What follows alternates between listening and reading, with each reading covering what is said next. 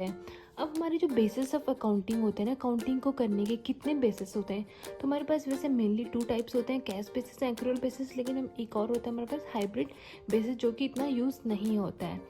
तो जो हमारा कैश बेसिस होते हैं, revenue is recognize and record in book of account only when cash is actually receive in the business goods. ठीक है, कैश बेसिस हमें बताता है कि हमें सिर्फ कब अपनी ट्रांजेक्शन रिकॉर्ड करना है, जब हमें क्या, और उस ट्रांजेक्शन हमें क्या, कैश हमें रिसीव होता है। जब तक हमें कैश रिसीव नहीं हो जाता है, हम उस ट्रांजेक्शन को रिकॉर्ड नहीं करते हैं कैश बेसिस में। गुड्स फॉर स्मॉल बिजनेस, ठीक है, कैश बेसिस हमेशा छोटे बिजनेस के लिए होता है। ठीक है, ये बड़े बिजनेस में कैश बेसिस नहीं चलता है।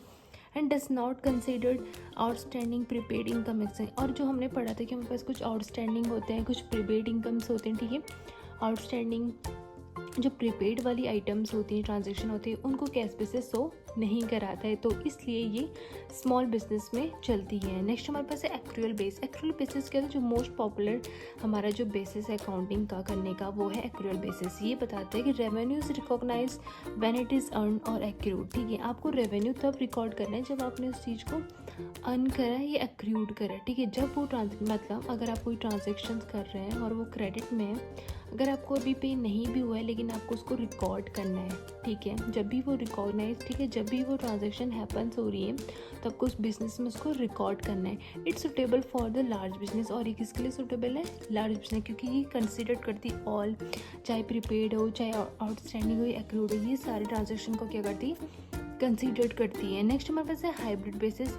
ये सबसे कम यूज़ होने वाला बेसिस है। Revenue receives are recorded on cash basis.